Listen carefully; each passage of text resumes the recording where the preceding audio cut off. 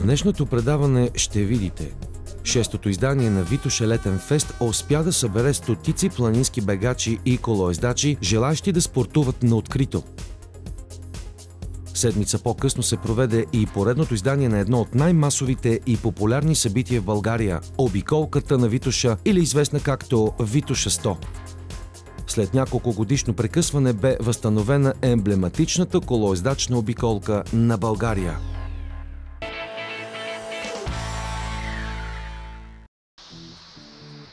В шестото поредно издание на Витоша летен фест отново бе мястото, където стотици спортуващи си направиха среща. Рано любителите на екстремните спортове бяха заели местата на поляната пред хижа Момина скала. Тези, които бяха решили да се впуснат в състезанията, загряваха за предстоящите стартове в дисциплините планинско бягане и колоездене. Организатор на това любимо на много българи събитие бе София, европейска столица на спорта. От екипа на фондацията се бяха погрижили всички участници да имат необходимото по трасето. Тук са най-добрите бегачи на България по маратони и високи планински бягания. Колоездачите от Велораптур, които са най-добрите колоездачи в България, отново са тук. Очакваме много добри постижения. Смятам, че това, което днеска ще видим, ще бъде най-доброто до сега от тези 6 години. Настроението сред всички участници и зрители бе отлично и всички чакаха с нетърпение стартовете в различните дисциплини. Как сте? Добре. Всичко наред ли е? Да, супер е. Как се чувствате? Перфектно. За първа година ли сте тук? Трета. Прекрасно. За победа или за емоции сте дошли? Емоции, разбира се. Победата оставам на по-подготвените. Щастлива съм, приятно ми е и целта не е като цяло дали ще спечелиш или не, ами просто да потичаш с готина компания.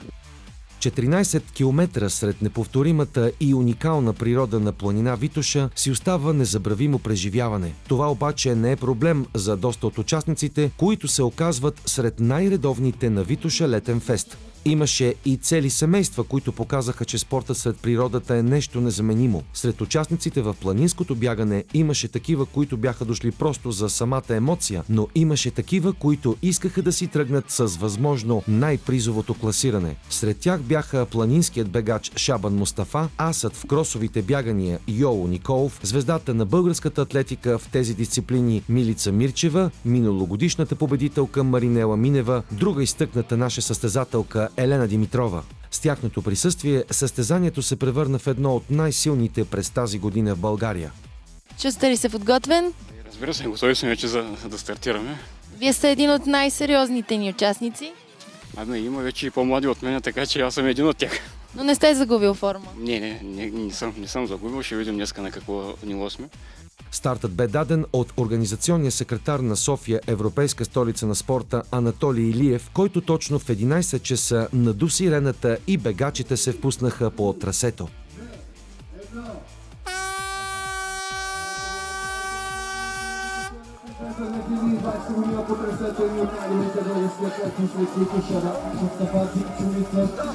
Стотици взеха участие в планинското бягане, като те бяха разделени в различни категории – мъже, жени, юноши, девойки и ветерани. В непосредствена близост пък кипеше пред стартова треска след колоездачите. Те също загряваха, за да няма непредвидени контузии. За първи път ли сте тук? Да, за първи път съм на Витоша летен фест, но иначе карам редовно. Къде се подготвяхте? Навсякъде около Витоша и към Кремиковци и Мургаш, там от другата страна. Екипът на София, европейска столица на спорта, се бе погрижил всичко по трасето да бъде перфектно и участниците да са максимално обезопасени по пътеките на Витоша. Старта при колоездачите бе даден отново от организационния секретар на София, европейска столица Анатолий Илиев.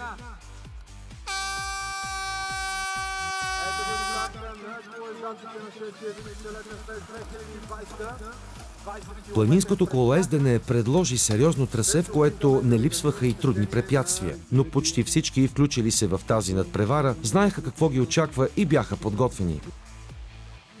Имаше и моменти, в които въртенето на педали бе заменено с леко бягане и бутане на колелото, но когато те е грабнала целта за победа, си готов да преминеш през всички препятствия.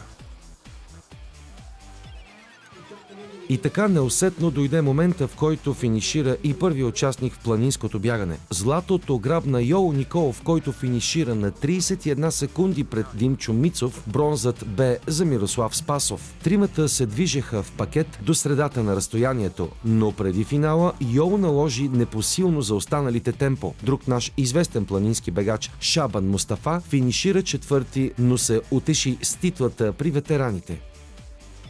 Добре се чувствам, състезанието беше прекрасно, имаше доста хора из планината, победих и съм щастлив.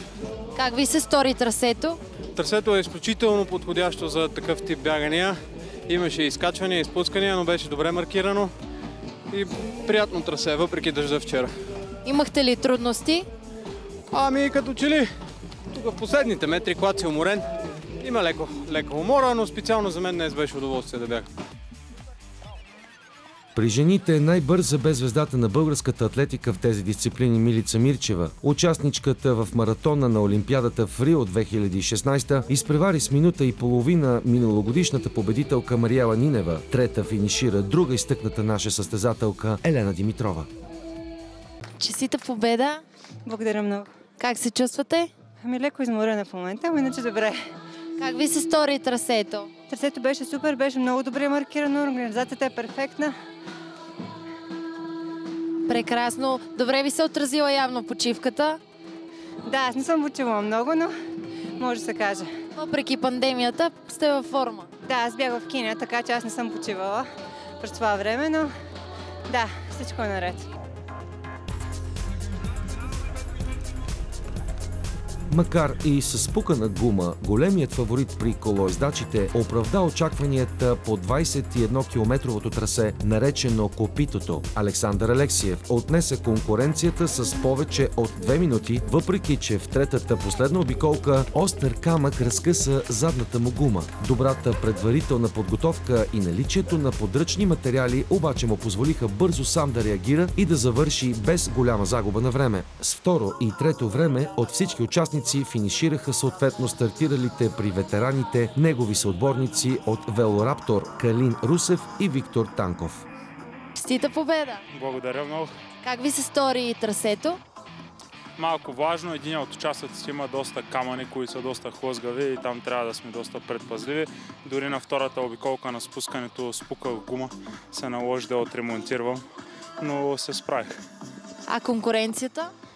Конкуренцията беше на ниво, нямаше ги най-важните фигури в българското колездене, но все пак си имаше добра конкуренция. Разбрахме, че ще участвате на Витоша 100, вярно ли е?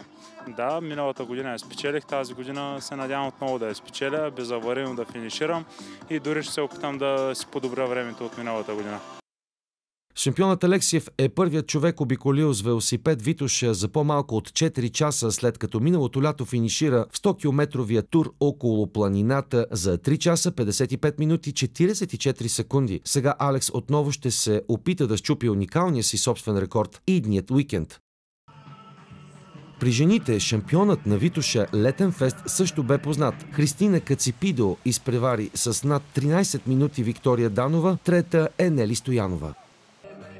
Докато чакахме участниците в планинското колоездене и бягане да финишират, за доброто настроение се погрижи прочутият изпълнител на народни песни Алекс Александров. Лауреатът на международни конкурси бе подготвил най-доброто от репертуара си. В празника се включиха представители на Български туристически съюз и на Природен парк Витоша.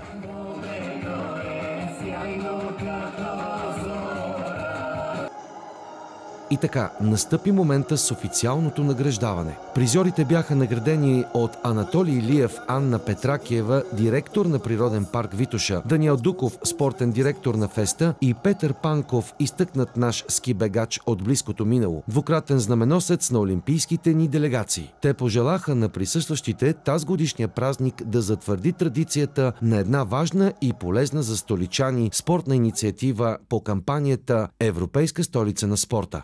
На старта застанаха Шабан Мустафа, Димчо Мицов, Йоу Николов. Имена, които са знакови в българската атлетика. Същото е при колезденето. Така че времето, което не можа да доведе софиянци, остави музикалната ни програма в така малко по-разреден вид. Но пък ние с природата не можем да се състезаваме. Можем да се състезаваме единствено с това, което е на шосето, на пистата и в планината. Каква е програмата на Столична община, за да има повече състезания на Витоша? Програмата е над 19 събития имаме тази година. Само ще спомена, че следващата събота и неделя е Витоша 100, емблематично състезание за София. Записалите са над 2300 човека. След на 30 август е също едно много така важно събитие. Това е качването НДК Черни връх, което се утвърди през годините. След това започват с Витоша, моята планина, с Софийски манастири, същи така голями бягания. Така че същото е наситен календар и при колезачите. Вчера мина едно от най-важните състезания на Княжево XXL, което също беше много сериозно. Така че ние правиме всичко възможно календара да е наситен и хората да посетят планината, да я заобичат и естествено да се грижат за нея, защото грижата за планината според мен е най-важното. И спортистите, особено колезачите, лека по лека вече я превзеха. Доколко здравната криза оказа влияние на състезанието, които организирате? Здравната криза доведе до това, че календара ни в момента върви место през седмица. Всяка седмица се организират събития. Всъщност, обаче, победители този ден бяха всички дошли на спортния празник и прекарали един чудесен летен ден сред природата и красотите на планината. Както винаги, перфектна организация и перфектно състезание, което събира най-елитните спортисти в България. Наистина много впечатлена съм от организацията, от провеждането на състезанието и смятам, че това е място, където всички наши любители на спорта могат да покажат своята любов към природата и към това, което правят в своето ежедневие. Как върви сътрудничеството с София Европейска столица на спорта? Дирекция на Природен парк Витоша от няколко години си сътрудничи в много добра степен с София Европейска столица на спорта. И за тази година сме планирали доста така активни и мащабни дейности, които да се надяваме ще имаме възможност до края на годината да реализираме и да се похвалиме с постигнати резултати.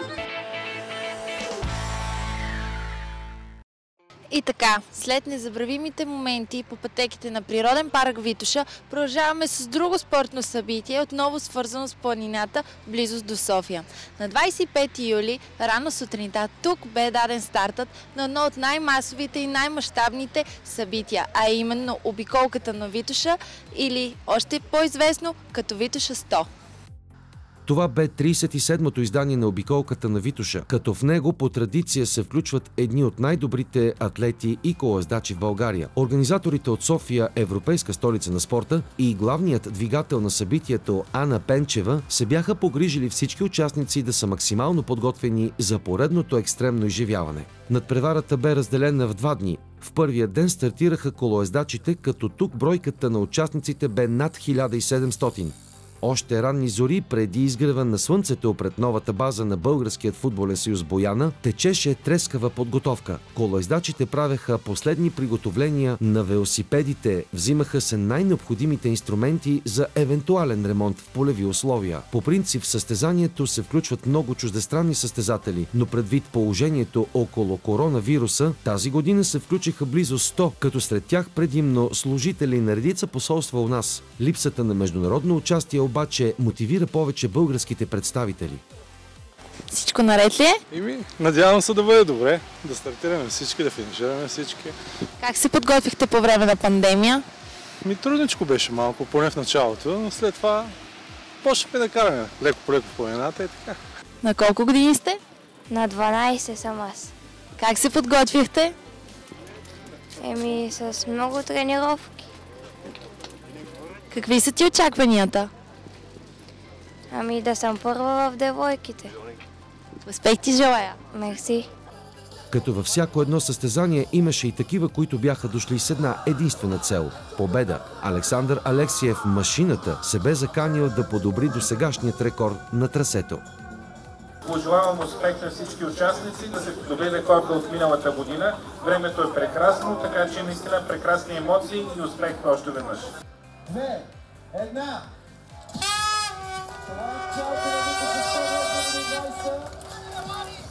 След няколко часова гонка по трасето, което включваше тръгване по булевард България в посока квартал Бояна, Златните мостове, Тихия кът, минаване покрай селата Марчаево и Рударци, продължаване покрай село Кладница, Язовир Студена и още други малки селца, намиращи се в близост до планина Витоша. В крайна сметка за трети пореден път победител стана Александър Алексиев, на който обаче не му стигнаха 48 секунди, за да подобри собствения си рекорд на трасето.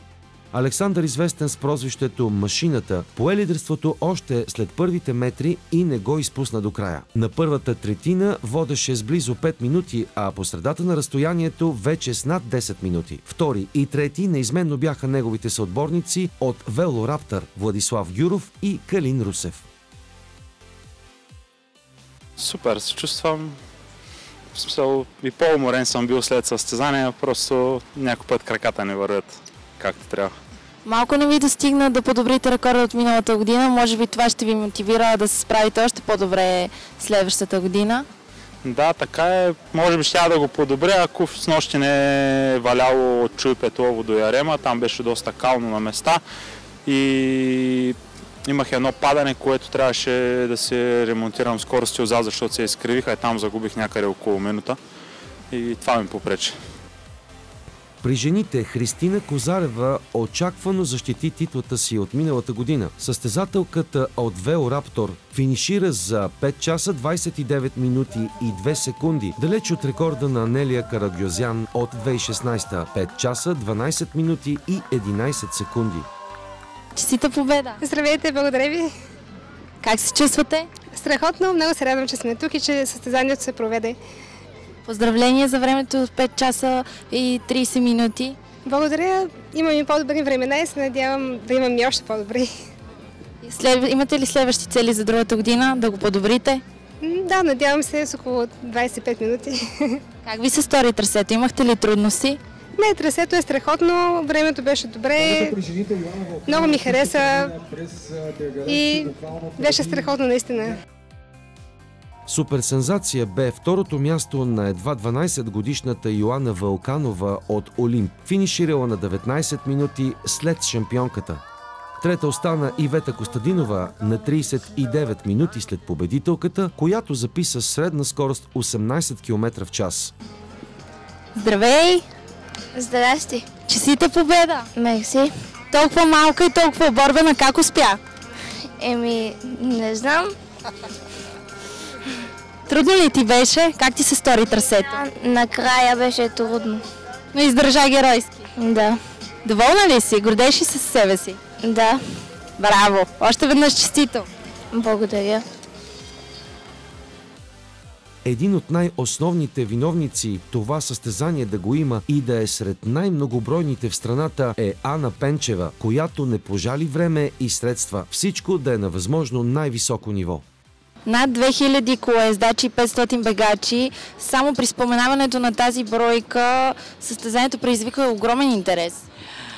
Ами да, хората им омръзнат да стоят вкъщи и когато обявихме, че състезанието няма да се проведе на определената дата, всички толкова съжаляваха и ни пишеха, че държат да го има и ние обещахме за октомври евентуално.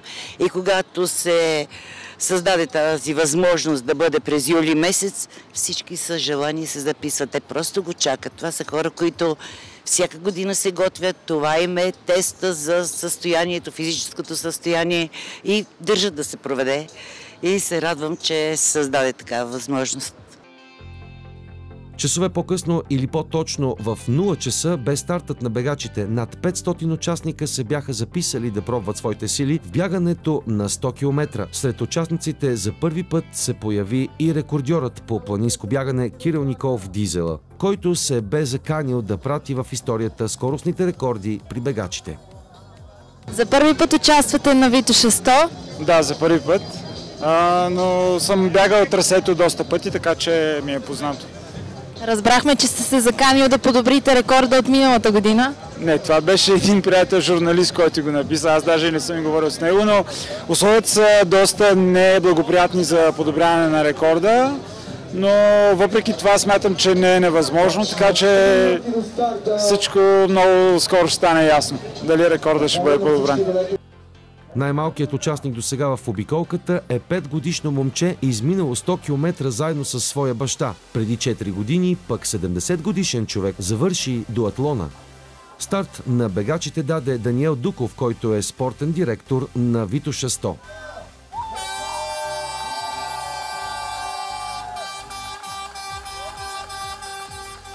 Появата отново е обявена за състезание без буклук, поради което участниците бяха приканени да си носят свои бутилки за вода и да прибират отпадъците си по време и след състезанието. В зоната на старт-финала организаторите са подготвили сетове, където завършилите могат да релаксират, а гостите и зрителите прекарват приятни часове. По трасето бяха изградени 12 освежителни и подкрепителни пункта.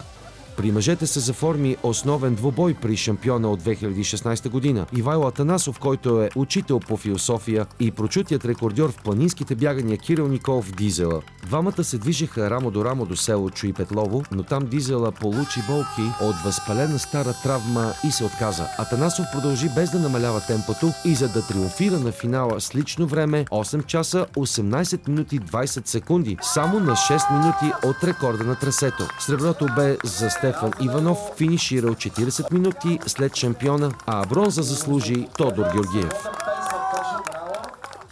Трасето аз го познавам много добре. То е емблематично трасе за всички бегачи на дълги разстояния. Бих казал логично трасе. Най-естественото нещо, когато си в София, да погледнеш към Витоша и да си кажеш: искам да обиколя тази планина. Естествено, днес не беше най-красивият ден за бързи бягания, но иначе трасето беше изпълнено с страхотни гледки, мъгли, звезди, изгрев, който вие тук предполагам не сте видели, беше епичен, така че не мога да се плача от трасето. Повлия ли ви лошото време? Ами на времето, крайното време естествено ще повлияе, но да, не бих казал, че повлия на настроението. Настроението беше чудесно през повечето време. Беше хладно. Предполагам, че ако беше топло, настроението ми ще бъде по-лошо на финал. Как ви се стори конкуренцията? Ами конкуренцията беше много, много силна до средата на състезанието и след това така се стекли нещата, че ме оставиха да се оправям сам напред и бягах общо взето сам. За щастие имах хора, които ме подкрепят по трасето. Имаше и доста публика, между другото имаше повече публика по трасето, отколкото на финала. Така че ме държаха в настроение, за да продължа бягането си и общо взето почти не съм спирал през цялото време. Най-много овации заслужи шампионката при жените Мария Николова. Освен, че записа 6-та победа при 10-тото си участие, тя прати в историята собствения си скоростен рекорд, като финишира за 9 часа 17 минути и 32 секунди, повече от 20 минути по-бързо от досегашното си върхово постижение. Чувствам се много изморена, краката ме болят ужасно много. Доволна. И доволна. Това горе-долу се превърна в твоето състезание. Успя да подобриш своя личен рекорд.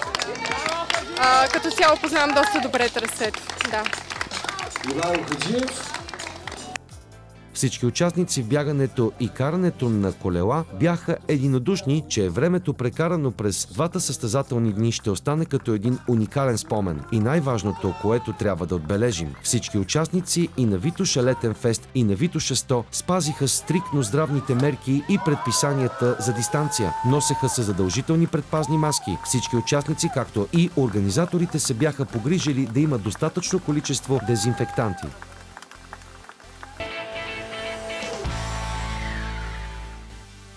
Състезанията под егидата на София, европейска столица на спорта, продължиха с пълна сила. Часове след като приключи Витоша 100, в центъра на София бе даден стартът на емблематичната колоездачна обиколка на България. Нейното 67-мо издание бе възстановено след двугодишно прекъсване. Това се случи с мощната подкрепа на София, европейска столица на спорта и столична община. Състезанието стартира с пролог около храм-паметник Свети Александър Невски в София за определяне носителите на 4-те лидерски фланелки. Французина Пиер Барбие от отбора на Делко Прованс е първият носител на жълтата фланелка. Зелената фланелка за активност стана притежание на Жюлиен Ел Фарес, Делко Прованс, Франция. Бялата на червени точки за катерачи спечели Жоакин Моргелай, Испания, от тима на Каха Рурал, а бялата фланелка за най-млад и перспективен състезател до 23 години облече Лукаш Кибис от Дукла, Банска Бистрица. Старта, който бе даден пред Народното събрание от заместник-кмета на София Дончо Барбалов, събра 114 колоездачи от 20 отбора от 12 държави. 5 от тимовете са български. В крайна сметка, след доста интересни етапи по пътищата на България, победител в 67-то издание на колоездачната обиколка стана полякът Патрик Стош, който спечели общото класиране.